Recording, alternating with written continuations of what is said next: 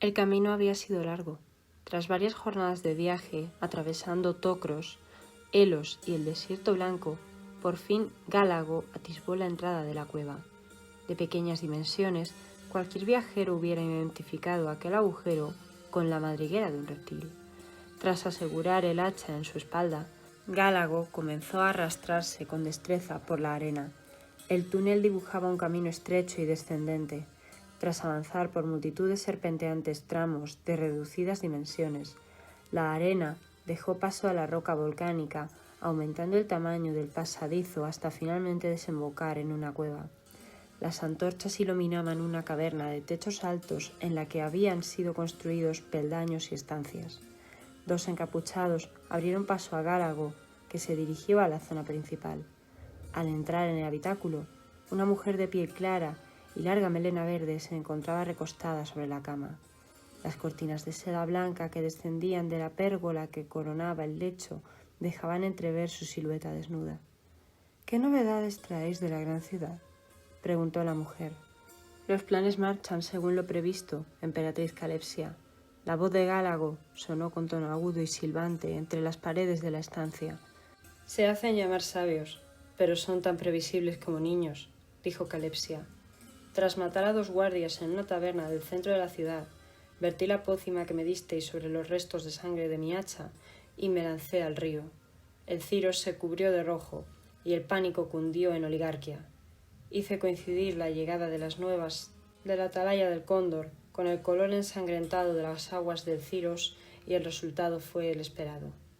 «¿Cuántas tropas han sido enviadas a la atalaya del Cóndor?», preguntó Calepsia. 2 batallones, uno de ellos vestía armaduras negras. Los sabios con capas azules y rojas los comandaban. «Gantos y los indómitos», susurró Calepsia. «Nuestra presencia aún no debe ser revelada. El escuadrón que atacó la atalaya debe permanecer en la sombra. Podéis retiraros». Gálago salió del habitáculo con la satisfacción del deber cumplido y se dirigió a sus estancias. Una vez allí, hizo llamar a uno de sus capitanes para ser informado de las nuevas acaecidas en su ausencia. «Nuestro ejército crece a buen ritmo, pero aún es insuficiente. Solo tenemos 3 batallones. Las capturas de esclavos han aumentado, pero la emperatriz es selectiva. La mayoría de los hombres se destina a excavar. Pronto alcanzaremos la meseta rocosa del desierto blanco». El capitán hablaba con dificultad y lentitud, pronunciando Cs y Zs con una extraña S silbante. «Los batallones disponibles deben estar preparados. Cuando se termine de excavar la salida de la meseta, comenzará el despliegue», dijo Gálago. «No tardaremos más de 10 días», respondió el capitán mientras se retiraba. Gálago se recostó sobre el lecho de sus aposentos. Había sido su primera salida a la gran ciudad. En realidad, había sido su primera salida más allá de las pequeñas dunas cercanas a la cueva. Todo fue tal y como Calepsia predijo. Ahora su obsesión era entrenar un ejército digno de la emperatriz. Tras un breve descanso, sació su hambre y su sed con carne de ádax, una especie de antílope que abundaba en el desierto, y vino de limón que consiguió en la gran ciudad. Quería pasar por el campo de entrenamiento antes de la elección diaria de los esclavos. Una escalera circular descendía hasta la explanada que se situaba en el nivel inferior de la caverna, donde los nuevos guerreros eran entrenados en las artes de la lucha cuerpo a cuerpo, tanto con armas como sin ellas. En las sesiones de entrenamiento, Gálago hacía especial hincapié en la obediencia de los soldados. Un ejército que cumple órdenes en el campo de batalla podía marcar la diferencia entre la victoria y la derrota. La emperatriz enseñó a leer a Gálago en su juventud y le proporcionó libros para ser conocedor de las artes de la guerra. Muy pocos guerreros tenían esa virtud.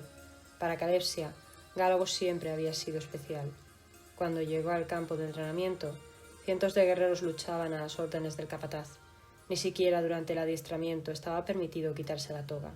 La fiereza de los enfrentamientos hacía que muchos de los guerreros recibieran heridas durante la lucha. Gálago se situó en un montículo desde el que divisaba toda la zona de entrenamiento y gritó con tal fuerza que las rocas retumbaron al hacer sonar el eco de su voz. «¡Ófidas!». De inmediato todos los guerreros dejaron la lucha y formaron. La jerarquía que el general Gálago había instaurado entre sus tropas era portentosa. Sin embargo, 2 soldados continuaron la lucha y el sonido de las embestidas de sus armas aún se escuchaba en la cueva. Aquella muestra de indisciplina hizo que el general montara en cólera. Con 2 ágiles saltos descendió y corrió hasta situarse frente a ambos. El capataz siguió los pasos de Gálago. ¡Ófidas! Tenemos dificultades con la última camada de guerreros. Algunos no son muy inteligentes, dijo el capataz. Entonces no sirven, respondió Gálago. Con un rápido movimiento, el general desarmó a los 2 soldados y los atravesó con sus respectivos aceros. ¡Ófidas! Continuad con el entrenamiento, volvió a gritar Gálago. De inmediato los guerreros retomaron la lucha. Doblad los entrenamientos a partir de mañana. En 10 días alcanzaremos la meseta, dijo Gálago al capataz. El griterío proveniente de una de las zonas elevadas de la cueva indicaba que los nuevos esclavos estaban siendo trasladados para la elección diaria de la emperatriz. El general subió para estar presente durante el ritual. Una docena de hombres encadenados fue alineada en una pequeña plaza situada delante de los aposentos de Calepsia. La emperatriz no tardó en salir acompañada de varias sirvientas. La fertilidad y la hechicería eran 2 de las obsesiones de Calepsia, por lo que solía estar rodeada de mujeres jóvenes con la creencia de que su presencia influía en la fecundidad. Entre los esclavos había marineros de la isla de Viris, indígenas de Comitia Taros, incluso varios Rumits, miembros de la tribu nómada del Desierto Blanco. «Estos son los esclavos, emperatriz Calepsia. Todos hombres», dijo uno de los soldados que escondía su rostro bajo la túnica.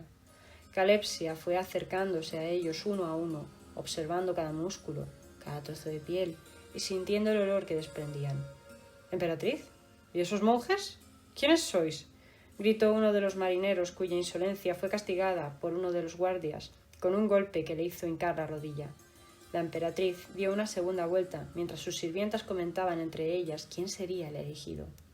La mayoría de los esclavos seguía con la mirada los movimientos de Calepsia, cuyas transparentes ropas dejaban entrever su cuerpo. Sin embargo, uno de los Rumits permanecía quieto, con la cabeza mirando al suelo. Era un hombre joven de mediana estatura, de constitución fuerte y cuya piel había sido dorada por el sol del desierto. «Esta será la última lección del verano. Traed más esclavos con la última luna llena, aunque quizá entonces ya no sea necesario», dijo la emperatriz a los guardias. «¿No queréis conocerme?», preguntó Calepsia. El joven parecía nervioso. Las leyendas sobre sacrificios a dioses tribales abundaban en el Desierto Blanco. «No temas, ellas te acompañarán». Las sirvientas de Calepsia condujeron al esclavo al interior de los aposentos. «¿Qué hacemos con el resto?», preguntó Gálago. «Enviad la mitad a la excavación, entregad el resto a los guerreros y despejad la plaza». Las órdenes de Calepsia fueron cumplidas de inmediato. A Gálago, las elecciones de la emperatriz le provocaban sentimientos contradictorios, una mezcla de recelo e inquietud por lo indigno de los candidatos, que se compensaba con la visión de Aelis, una de las sirvientas de Calepsia.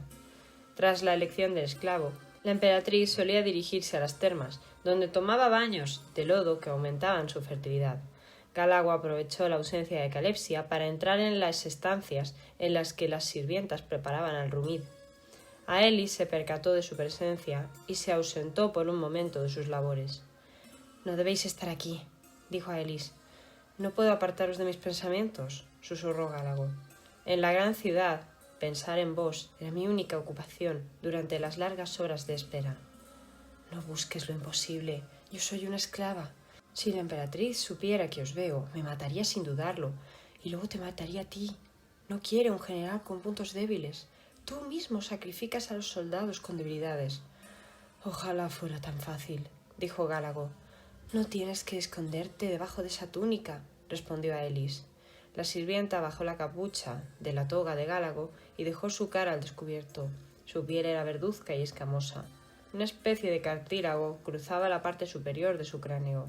La parte posterior de la cabeza se remataba con púas sobre las que descendía una larga melena. Sus rasgos faciales eran parecidos a los de un hombre, a excepción de la nariz, semejante a las fosas nasales de un reptil. «Eres bello», dijo Aelis mientras acariciaba su rostro. La fiereza del general quedaba olvidada cuando se encontraba junto a Aelis. Hacía poco más de un año desde que fue capturada y conducida a la cueva. Desde el primer momento, Gálago se sintió atraído por la joven. «Solo es mi naturaleza», se decía a sí mismo para paliar los remordimientos por aquella atracción. Pedía a su ejército lo que él era incapaz de respetar. aunque lo cierto era que ningún órfida era comparable a Gálago. Él era el más evolucionado de su especie. La mayoría tenían dificultades incluso para hablar, cuanto más para sentir. Gálago rodeó a Elis con sus brazos y acercó su cara a la de la joven. En aquel momento, uno de los portones de la sala principal comenzó a abrirse. «Es la emperatriz. Tienes que marcharte». Aelis corrió junto al resto de sirvientas, mientras Gálago se escondió tras una de las columnas de la sala. Calepsi entró en el salón, vestida con una túnica verde semitransparente. En el centro de la habitación, entre 4 de las columnas que la adornaban, se situaba una enorme cama de plumas con numerosos cojines, sobre las que las sirvientas habían esparcido pétalos de flores aromáticas. Las columnas se encontraban unidas por cortinas de seda rojiza. La luz de las velas que alumbraban la estancia y el aroma de incienso que ardía en las esquinas del salón creaban un ambiente cálido.